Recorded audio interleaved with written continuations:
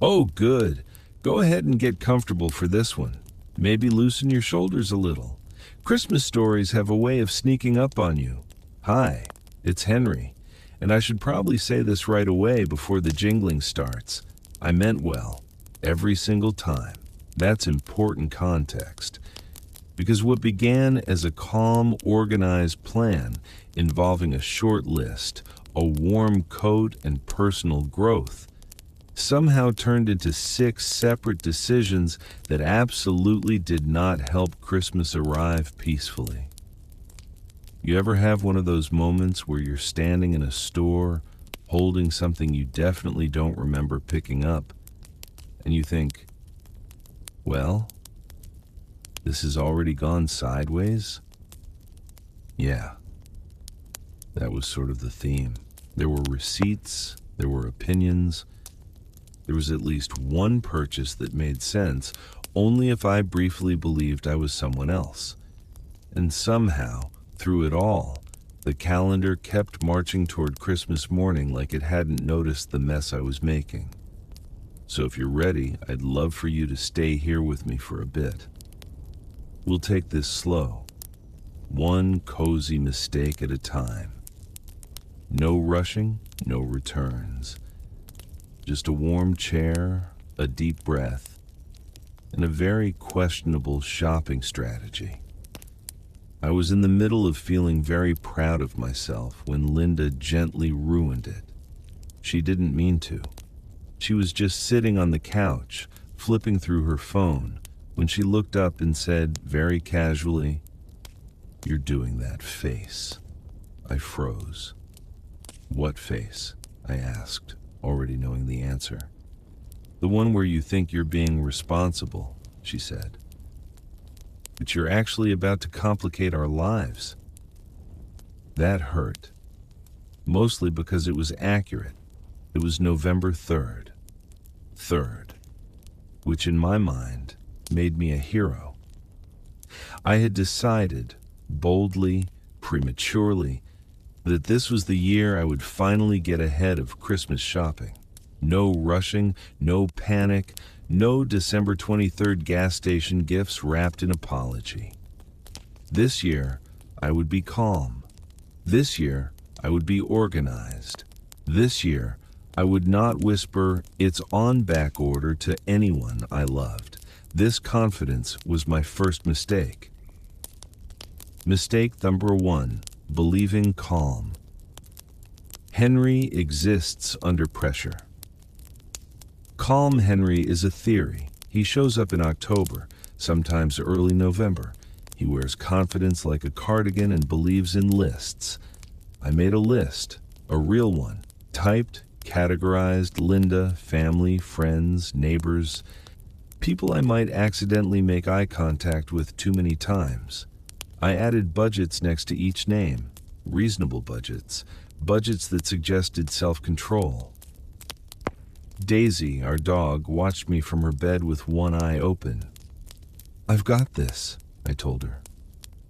She sighed, loudly. The kind of sigh that says, "I have seen your future and it involves receipts." The first store went suspiciously well. I walked in confident, focused, immune to the holiday music. I bought Linda a candle that smelled like warmth and reassurance. The label said things like winter hearth and comfort notes. I smelled it once, then twice, then nodded like a man who understood emotional fragrances. "Perfect," I whispered. That should have scared me. Because early success gives you dangerous thoughts. The thought, what if I'm good at this? I went to another store. Then another. I bought socks that promised happiness. A mug with a quote I didn't fully read. A book I chose entirely because the cover made me feel thoughtful. I stayed under budget. Under, I texted Linda. "Already making good progress," she replied instantly. "That emoji is too confident." She was right, because that's when I decided to just browse. Browsing is where mistakes live. I wandered into a store that smelled like pine trees and ambition. Everything was limited edition. Everything had a story. This ornament was handcrafted. That blanket was ethically sourced. This small wooden object did not explain itself at all, but felt important. I picked it up. No price tag. Never a good sign. I found an employee. "Hi," I said. "How much is this?" She smiled kindly. The smile of someone who has watched many men fall. "Oh," she said, "that's artisanal." That was the whole explanation. I bought it. Mistake number one was officially active. The table of doubt. At home, I laid everything out on the dining table. The candle, the socks, the mug, the book, the artisanal wooden mystery. Linda walked in and stopped. "This looks productive," she said carefully. "I told you," I said. "I'm ahead of it." She picked up the wooden object. "What is this?" "It's decorative," I said. She turned it sideways. "It looks like a spoon that gave up." "It's artisanal," I said quickly. She nodded. "Of course it is." Daisy sniffed the socks and sneezed. That night I couldn't sleep, not from worry, from excitement. My brain started racing. If I finish early, I won't stress. I'll enjoy the season. That's when I made my second mistake. Mistake number 2. Believing shipping deadlines are suggestions. I decided to check shipping deadlines, just to be responsible. Shipping deadlines pretend to be helpful. They are not. They use words like recommended and estimated, as if time itself is flexible and not something that absolutely will betray you. Every website had a different date. Some were optimistic, some were aggressive. Some said things like, order soon. Soon when? Soon according to who? I sat up in bed, phone glowing, Daisy snoring softly at my feet. Linda rolled over. "You okay?" she murmured. "Yep," I whispered. "Just planning." She made a noise that suggested she did not believe me and went back to sleep. That's when I saw the ad. Perfect gift. Limited stock. The product photo showed a gadget I didn't understand but trusted. It promised convenience, joy, efficiency, 3 lies stacked neatly together. I checked the delivery estimate, expected by December 18th. Expected is not a promise, it's a vibe. December 18th felt far away. November felt practically like summer. I clicked buy now. Mistake sure too locked in with a cheerful confirmation email. Morning confidence. False. The next morning, I told myself everything was fine. "It's for someone hard to shop for," I said aloud while making coffee. Daisy tilted her head. "You don't even know who," Linda said. "I will," I said. "The gift will reveal itself." This logic made perfect sense to me. Over the next few days, packages started arriving. Not many. Just enough to feel momentum. Each delivery gave me a small hit of accomplishment. I stacked boxes in the closet, labeled some, lost track of others. The list on my phone grew longer. I added names. That neighbor who loaned me a ladder, the other neighbor who waves a lot, a guy named Steve who I was pretty sure helped me once. I told myself I was being thoughtful. I was actually laying groundwork. The first crack. It happened in a parking lot. Cold wind. Hands full. A receipt longer than my arm. I stood there holding bags and realized I couldn't remember what I had just bought. Not clearly, just feelings. I checked the receipt, read it twice, still unsure. That's when I felt it, the shift. From planning to reacting, from Henry with a list to Henry with a problem. I got into the car, turned the key, and sighed. "It's still early," I said. The dashboard clock said November 15th. Plenty of time. I smiled, which is usually when Christmas smiles back and starts warming up the chaos. By the time November started inching toward the end of itself, my confidence hadn't disappeared. It had thinned, like soup that used to be hearty and now felt suspiciously watery. I was still telling people I was ahead of Christmas, but the way I said it had changed. Less pride, more eye contact avoidance. Linda noticed. She always does. "What are you getting your brother this year?" she asked one evening, scrolling on her phone like this was just a casual, harmless question. I froze, not dramatically, just enough to be alarming. "I've got something," I said. She looked up. "Something like a gift?" she asked. "Yes," I said quickly. "A real thing." "What is it?" I opened my mouth, closed it, opened it again. "It's on its way," I said. She stared at me. "You don't know what it is." "I know what category it is," I said. "That's not reassuring." "It's a strong category," I insisted. Linda smiled gently. The smile you give someone you love who is absolutely lying to themselves. "That's okay," she said. "We've still got time." And that's when I made mistake number 3 official.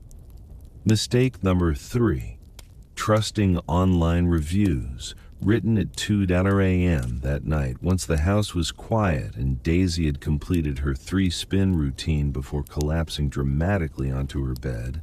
I opened my phone, just to check, just to confirm, just to feel better. I tapped into the order history, clicked the first gift. 5 stars. That felt good. I scrolled down to the reviews. "This changed my life. Strong start. My husband cried when he opened this. Concerning but encouraging."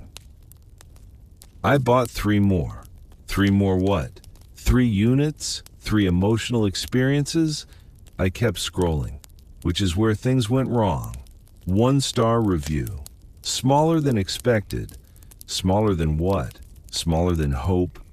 Another review. Did not work the way I imagined.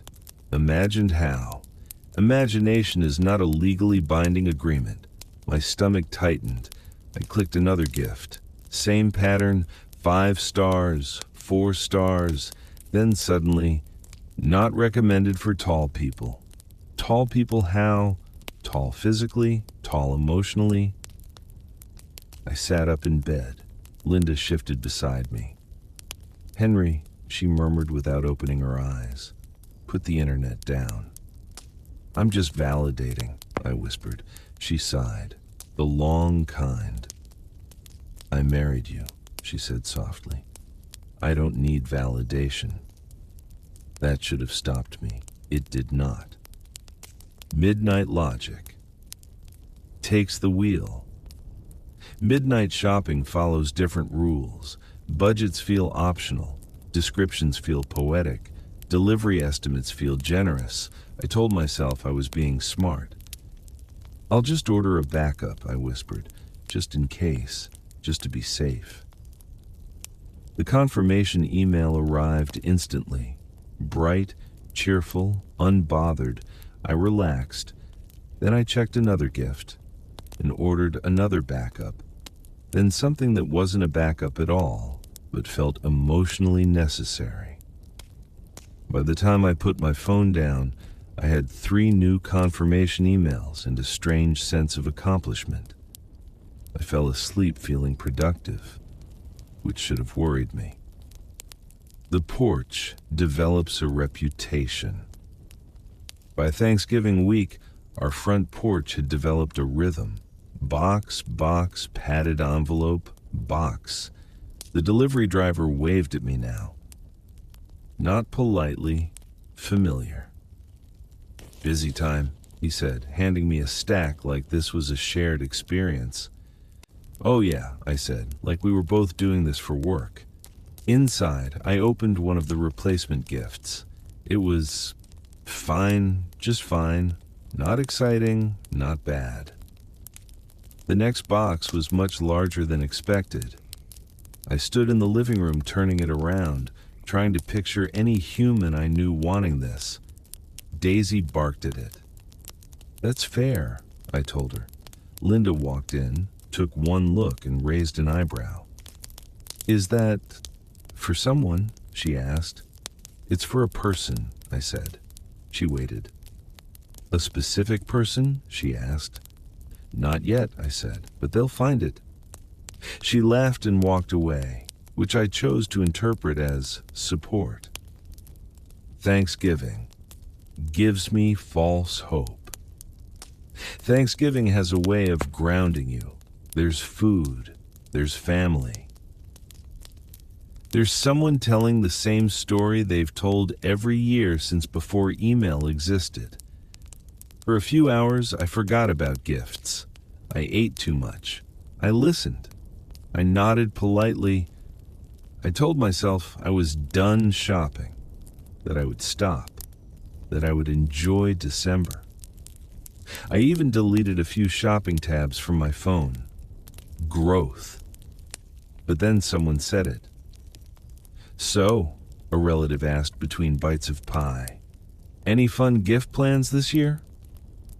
I smiled too quickly. "Oh yeah," I said. "I'm way ahead." Ahead is a dangerous word. That night back at home, I opened my list. Names, notes, question marks. So many question marks. And that's when mistake number 4 started whispering. Mistake number 4, adding people out of guilt. It started small. I thought about the neighbor who lent me a letter once. Then the other neighbor who always waves like they really mean it. Then the friend who hosts everything and insists you don't bring anything. I added them. Just small things, I told myself. Token gifts. Thoughtful gestures. These phrases stop meaning anything once you're holding a credit card. I bought candles, mugs, things labeled perfect little gift. None of them were little. The closet filled up. The dining table became a staging area. Linda started referring to it as the situation. "How's the situation?" she asked one evening. "Contained," I said. It was not. When tracking numbers become emotional. December arrived quietly. Cold mornings, holiday music everywhere, and tracking updates that felt personal. One package was delayed, just one. But it rattled me. I refreshed the page. Nothing. I refreshed again. Still nothing. I opened customer support. A chat window popped up. "Hi, I'm Brad. How can I help today?" "Brad," I typed. "Please tell me my gift exists." Brad took a long time to respond. "I see your order," he finally said. "It's in transit." "Where?" I asked. "In the system," Brad said. That was not comforting. Linda put a hand on my shoulder. "Henry," she said gently. "It's okay."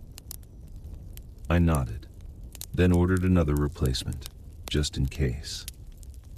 Daisy tries to intervene. One afternoon, I sat on the floor surrounded by boxes, receipts, and fading optimism. Daisy wandered in. She stepped carefully through the mess, then sat directly on a wrapped gift. "Hey," I said, "careful." She stared at me, then lay down, fully, on the gift. I laughed, a tired laugh. "All right," I said, "I hear you." For the first time in weeks, I stopped clicking, stopped scrolling, stopped planning. I looked around. The house was warm, the lights were soft, Linda was humming in the kitchen. For a brief moment, it felt like Christmas again. Then my phone buzzed. Delivery exception. I closed my eyes. Because somewhere between calm confidence and 5-star reviews, I had lost track of something important, and I had a feeling mistake number 5 was already on its way. By the time December hit the double digits, I stopped telling people I was ahead of Christmas. Now I just said things like, "We're in it," which felt honest. The situation, as Linda continued to call it, had spread. The closet was full. The dining table was no longer usable for dining, and one box lived in the laundry room because I'd panicked and put it there during a moment of emotional overload. I told myself that the worst part was over. All the gifts were bought, mostly, probably. All that was left was wrapping. This is where I made mistake number 5. Mistake number 5. Assuming wrapping is a single, contained activity. Wrapping is not an activity, it's a lifestyle. I set aside a Saturday afternoon. I cleared the table. I laid out wrapping paper, tape, scissors, and optimism. Daisy immediately stole a roll of paper and ran. "Give that back," I said, chasing her gently down the hallway. She dropped it, proud. Linda watched from the doorway. "You sure you don't want help?" she asked. "No," I said confidently. "I've got a system." I did not. I started with the easiest box, square, sturdy, forgiving. I measured carefully, folded neatly, taped cleanly. It looked good, really good. I felt a spark of pride, which is when I grabbed the next gift. A cylinder. Why do they sell cylindrical gifts? Who are they for? I wrapped it like it was a normal box. It was not. The ends puckered. The tape fought back. The paper tore slightly and then dramatically. I stood there breathing heavily. "It's fine," I whispered. "It's rustic." By the third gift, I was sweating. By the fourth, I was improvising. By the fifth, I was aggressively folding paper and telling myself that creases show effort. Halfway through wrapping, I realized something terrible. I could not find the receipts. Not all of them, just most.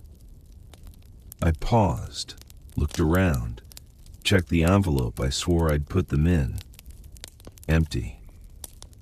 I checked my email. A wall of confirmations, replacements for replacements. I couldn't tell which gift was which. This was when mistake number 5 evolved, because wrapped gifts all looked the same from the inside, and I did not remember what I'd bought. I unwrapped one, then another, then rewrapped them. Worse than before. The dining table became a crime scene. Paper scraps, tape ends, mismatched bows. Linda walked in, took one look, and said, "Oh." That kind of "oh." The one that means she understands fully and is choosing kindness. "You okay?" she asked. "Yes," I said, standing in the middle of it all like a man defending a fort made of wrapping paper. "I just need to reorganize reality." She smiled. "I'll make tea," she said. Bless her. It was later that night when I made the discovery. One of the gifts, the large one, the one Daisy barked at, I finally opened it, fully, properly. It was worse than I remembered. Not broken, not defective, just wrong. Wrong size, wrong vibe, wrong everything. I looked at the receipt, or what I thought was the receipt. 3 words stared back at me. Final sale only. I read it again, slower, like that might change something. Final sale only. I laughed. not joyfully. The quiet laugh of a man who knows he has made choices. Linda came in. "What's funny?" she asked. "Nothing," I said. "I just own this now." She leaned over. "Oh, wow," she said. "That's bold." "It's a conversation piece," I said. "What's the conversation?" "Why's that here?" She squeezed my arm. "You tried," she said, which somehow made it worse. As Christmas crept closer, everything got louder. The music, the ads, the reminders, every store screamed urgency. Everything must go, last chance, don't miss out, ain't missed out on calm. Friends started texting. "Hey, just grabbed you something small." Small felt threatening. I checked my list again, added more question marks, added more names. Mistake number 4 flared back up. Guilt is very persuasive. One evening, the doorbell rang. It was the neighbor, the latter neighbor. He handed me a small tin of cookies. "Just spreading cheer," he said. My heart dropped. "Oh, wow," I said. "That's so nice." He smiled and walked away. I stared at the tin. Linda watched me from the couch. "Don't," she said. "I have to," I whispered. "No, you don't." "I really do." I ordered something that night. For him, express shipping, which felt personal. The next day, I tried wrapping again, with less confidence. I wrapped gifts I didn't remember buying. I labeled them with guesses. This one felt like it was for my brother. This one might be for Steve. This one was definitely for someone who waves. Daisy watched the whole thing, occasionally wagging her tail like she was proud of me. I was not proud of me. I was tired. My hands were covered in tape residue. The scissors had vanished. I found them in the freezer later. No explanation. It happened around midnight. The house was quiet. The tree lights were on. I sat on the floor surrounded by wrapped gifts, some neat, some questionable. I felt behind, not on shopping, on the season. I'd been so busy managing things that I'd missed the stillness, the cookies, the music, the moments. Linda sat beside me. "You don't have to do all this," she said softly. "I know," I said, "but I wanted to do it right." She leaned her head on my shoulder. "You are," she said. "You're just overdoing it." That's when I realized something. Mistake number 5 wasn't about wrapping. It was about thinking Christmas could be controlled. My phone buzzed. Another delivery update. I didn't check it. Not yet. Because something told me mistake number 6 wasn't going to be about buying or wrapping at all. It was going to be quieter and harder to admit. Christmas Eve arrived quietly. Not dramatically. Not with trumpets or fanfare. It just showed up.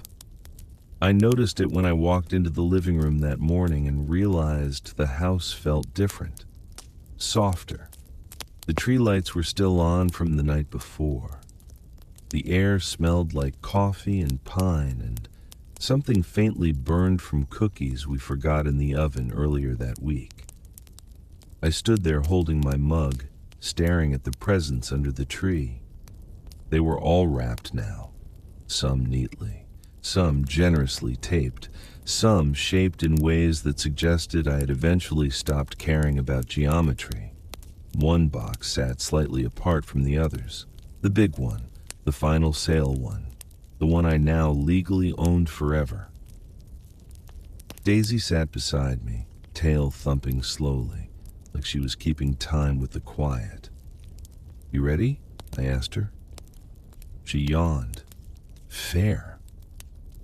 Linda came in from the kitchen, hair still half asleep, wearing one of those soft sweaters that somehow make everything feel calmer just by existing. She leaned into me. "Morning," she said. "Merry almost," I replied. She smiled and looked at the tree. "Looks nice," she said. I waited for the joke, the comment, the gentle ribbing about the chaos of the last few weeks. It didn't come, and that's when I felt it. The weight of the sixth mistake. Mistake number 6. Thinking Christmas is something you can finish all month, I had treated Christmas like a task, a project, something that could be completed if I just tried hard enough. I chased the right gifts, the right timing, the right wrapping. I tracked packages like they were endangered species. And standing there on Christmas Eve morning, coffee cooling in my hand, I realized I had been trying to arrive at Christmas like it was a destination. Like if I bought the right things and avoided the wrong mistakes, I'd unlock some perfect version of the holiday. But Christmas doesn't work like that. Christmas happens whether you're ready or not. Linda squeezed my hand. "You okay?" she asked. "Yes," I said. Then more honestly, "I think so." The day happens anyway. The rest of Christmas Eve unfolded gently. No rushing, no last-minute store runs, no emergency gift bags. We listened to music while Linda cooked. I helped, which mostly meant staying out of the way. Daisy followed us from room to room, hopeful. Neighbors stopped by. Someone dropped off cookies in a tin I knew I would never get back. Someone else brought a bottle of something festive. At one point, the doorbell rang and I panicked. But it was just laughter, just people being people. And somehow, without me noticing, Christmas started happening. That evening after dinner, Linda sat beside me on the couch. She handed me a small envelope. "This one's for you," she said. I opened it carefully. Inside was a folded piece of paper. I read it once, then again. "Redeem for one slow Saturday. No errands, no screens. Just us." I stared at it longer than necessary. "This isn't something I can return," I said quietly. She smiled. "Final sale," she said. Something loosened in my chest. I laughed. The good kind. The kind that comes when you realize you've been holding your breath for weeks. "That's perfect," I said, and I meant it. Christmas morning, unscheduled. Christmas morning didn't explode into joy. It eased in. Sunlight through the curtains, coffee brewing. Daisy already awake and vibrating with hope. We sat on the floor by the tree. No rush, no order, just gifts. Some landed beautifully. Some were met with polite enthusiasm. One gift was unwrapped and immediately confused everyone. The big one. The final sale forever gift. Linda opened it. She tilted her head. I braced myself. "Oh," she said slowly. "That's interesting." "I know," I said quickly. It seemed like a good idea at the time. She turned it around, set it down, then laughed. Not unkindly, not awkwardly, just honestly. "Well," she said, "we definitely own this now." "That's the spirit," I said. Daisy sniffed it and walked away, which felt fair. Later that day, friends stopped by. Then more friends. Someone brought a gift that was very clearly from a gas station. Someone else apologized for wrapping paper that didn't match. We sat around telling stories about gifts that went wrong, about sizes that didn't fit, about returns that never happened. Every story ended the same way, with laughter, with someone saying, "Honestly, though, it was kind of perfect." I looked around the room, the crooked tree, the mismatched presents, the gift I would never return. and I realized something important. No one remembers the right gifts. They remember the moments around them, the jokes, the confusion, the laughter that shows up unexpectedly and stays. That night, after everyone left and the house settled back into itself, I sat on the couch with Linda. The tree lights blinked softly.